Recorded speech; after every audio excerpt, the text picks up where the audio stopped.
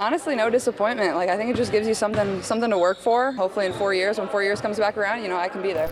11, 12, spot 10 on that roster, those spots matter.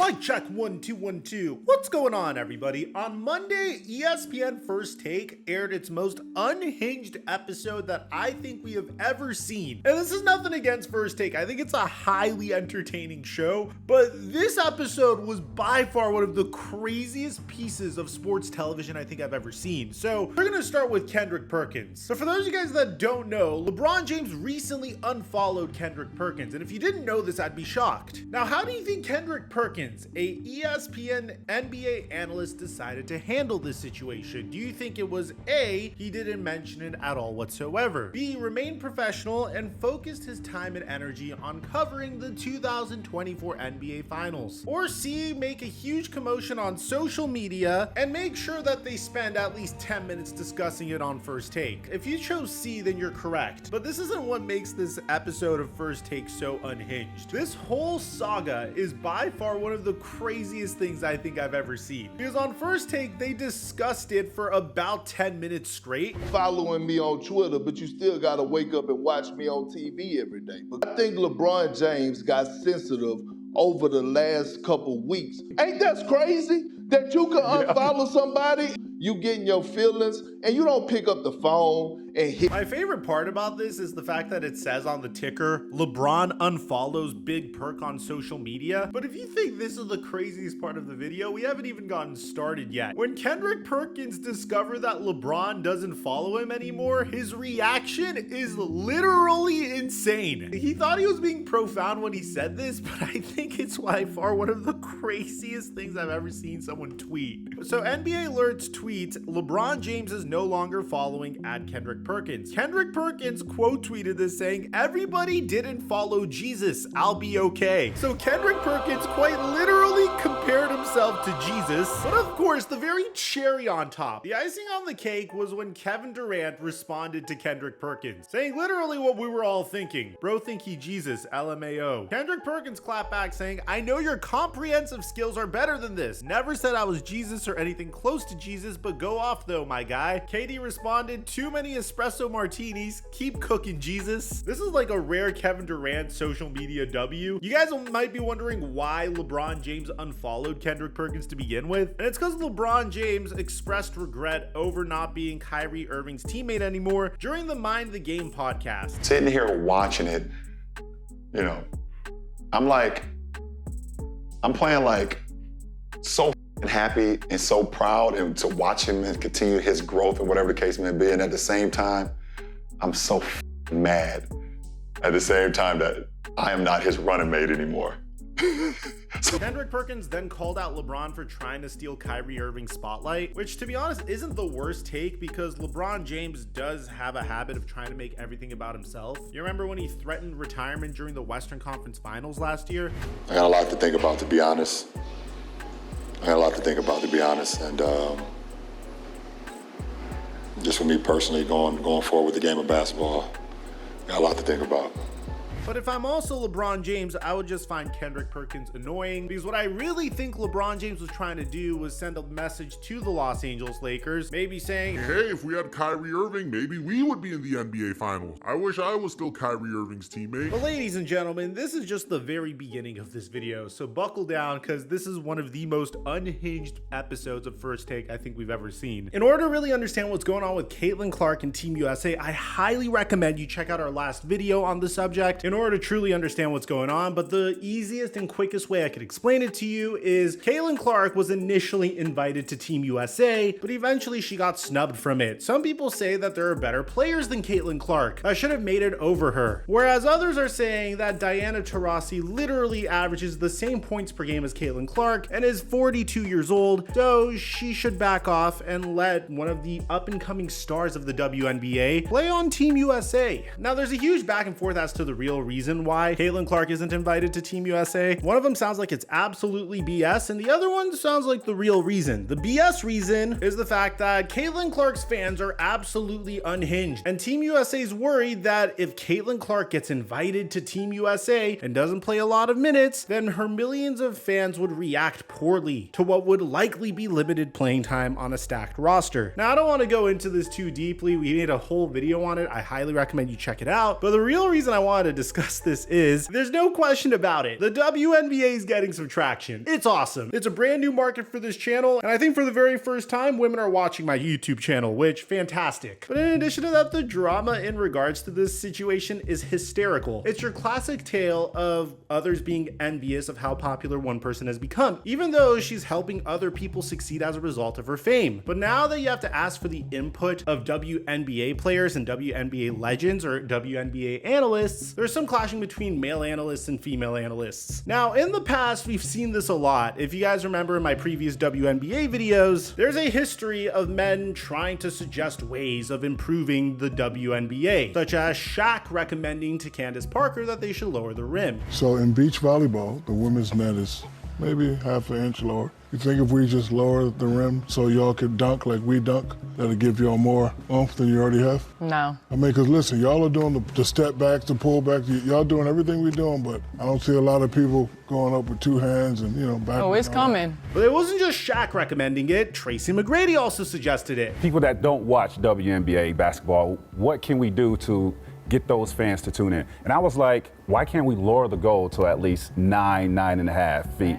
Because I think for somebody that don't watch WNBA basketball, to have women dunking on other women would definitely bring more excitement to that game, and have those guys that don't watch WNBA basketball tune in, and you get more fans that way. And Nneka Ogwumike actually found this to be very offensive. Do you think that the game will get more watch if the rims were a little bit shorter? I'm very glad you asked this, because this is probably one of the most offensive questions you can ask a WNBA player. We're constantly being compared to men. We have people excelling at a 10-foot rim, and now you want us to lower the rim so we can continually be compared, only to still be criticized to appease people who don't want to watch it for what it is. It was kind of adorable because men would say that some of the women in the WNBA didn't know how business worked. In the NBA, they have percentages of revenue shared for the players, right? So jersey sales, obviously their TV contracts. You see these every year, these contracts get bigger and bigger and bigger. It's one of those things that we are not asking to get paid what the men get paid.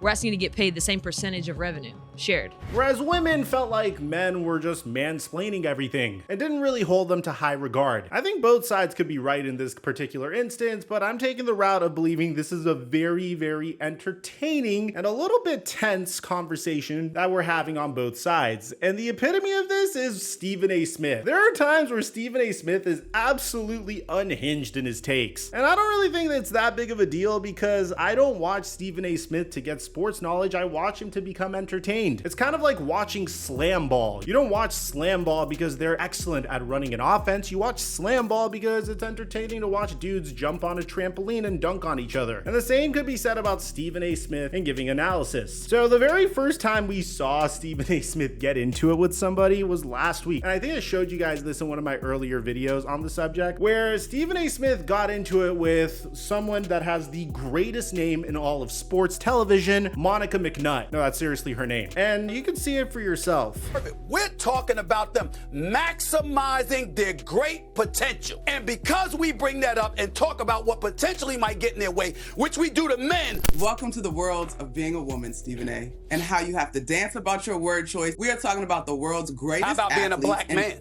Being black. Hold on 1 second. Have you? So this is what I'm saying to y'all. There are so many layers in this conversation around the way that it's being discussed. We are still talking about competition, where you are allowed to get a little extra elbow in if you are competing and you do it within the parameters of the game. Who talk about women's sports more than First Take? Stephen A., respectfully, with your platform, you could have been doing this 3 years ago if you wanted to. Wow. All right, we gotta go. You guys. So who does more than Stephen us? A., I'm talking to you. I'm talking to you. Wow. Don't do that. I'm talking to you about the. Now at the time, I actually sided with Stephen A. Smith on this because I could understand how people believe that if there's a lot of human beings tuning into ESPN's First Take, then they would automatically be interested in watching whatever is on First Take. So Monica McNutt is essentially saying, why did you wait until now to start discussing women's basketball? And as someone that also creates sports content for an incredible audience, and thank you guys so much for your support of me, the one thing that I've noticed is a huge part of my job, which I think is a distant cousin of what Stephen A. Smith does, is you pretty much have to guess what your viewers are interested in. And if I was to make content on the WNBA 2 to 3 years ago, I highly doubt anyone would watch it because I wasn't interested in it, and I'm a fan of basketball. So I like to think that 70 to 80% of the time, I'm kind of accurate in regards to knowing what you guys want to see. And a huge part of my job is guessing what you guys want to see. And 2 years ago, I didn't think you guys would be interested in WNBA content, but currently I do believe you guys are interested in WNBA content. So I can understand someone that doesn't have to make content or doesn't have to be the creative vision in regards to what gets pushed out to a large audience. I can understand thinking that if you have this large audience, whatever you put on the TV screen is whatever people are going to watch. But I personally believe the viewership would have dwindled for Stephen A. Smith, and the only people that would have watched are hardcore fans of the WNBA that were originally fans of the WNBA. Everyone else would probably flip the channel. Let me know in the comment section if you disagree with me on that, but it gets way more unhinged than this. So Stephen A. Smith would try to make his point in regards to Caitlin Clark being left off of the USA basketball team with Andrea Carter and Chinea Ogwumike on the platform, in addition to Shannon Sharp, which by the way I think is probably the most underrated aspect of this entire segment. But Stephen A. Smith comes in and he makes a very profound point. The thing is, the way he says it could be a little off-putting to some people, but if you understand the way Stephen A. Smith's cadence is, if you understand Stephen A. Smith's bit, then it's nothing that should really surprise you. It's not that you're wrong. It's that we don't care.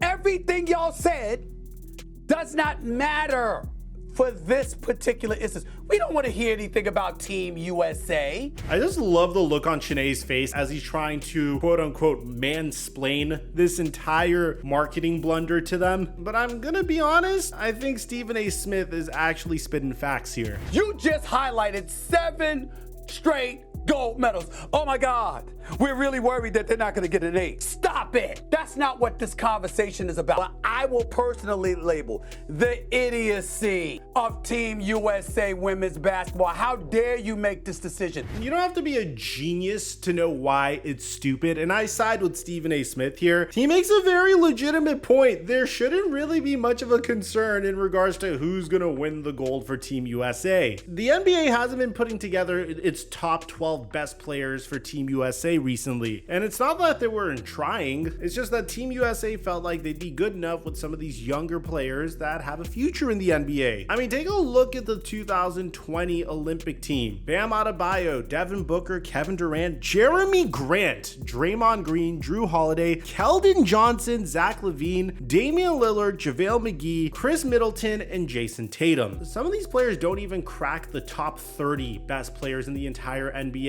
I mean, you have JaVale McGee here for crying out loud, and Team USA still took the gold in the Summer Olympics. And it's nothing personal against these players, it's just at a specific point you should try to pass on the torch. It's a great opportunity for some players to get some much needed experience, and it's instrumental for a lot of these young players' development. But watch what Stephen A. Smith says next, and honestly look at everybody else's reaction as he says it, because I think that's literal gold. Caitlin Clark does not deserve a spot ahead of any of the players on this roster. If we're talking just basketball, you know we're not. Let's harken back to the Dream Team in 1992. Do you know that Christian Laettner also was chosen ahead of Shaquille O'Neal? You know why? He was a 2-time national champion, and he was white. He was a big-time collegiate player who was white and busting people's you know what. And they didn't need him. You had Jordan, you had Magic, you had everybody, and you still picked that dude. feud. It wasn't because of basketball, even though he had the basketball credentials. It was because of something else. You had attendance, certainly wasn't where you wanted it to be. And as Shannon pointed out, you got a team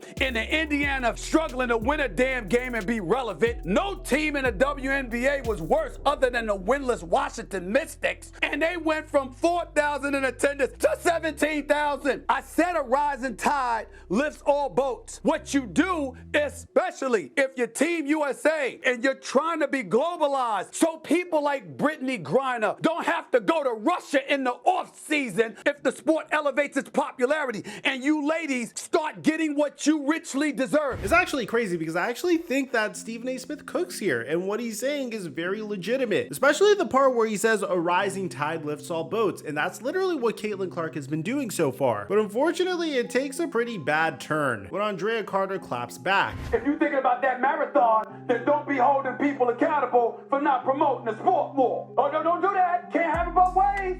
If you're thinking about the marathon. Stephen A., what'd you just say last week when we were on the show together? What'd you just say about Asia Wilson? What were your words about Asia Wilson? That she was the most marketable player in the sport. I think she's the gold standard. You said that. So when this Olympics comes up, we should have first take segments. We should have first take segments on what Asia Wilson does in the Olympics. And then people will watch because you say it. Because you already said that about Asia. So we're already going to talk about the Olympics. So you could tell things get really tense, and then Stephen A. Smith comes back and pretty much lays the smackdown. I don't know how I feel about the way he said it, but I get the point he's trying to make. I strongly suggest you rethink such positions. It's how you get paid.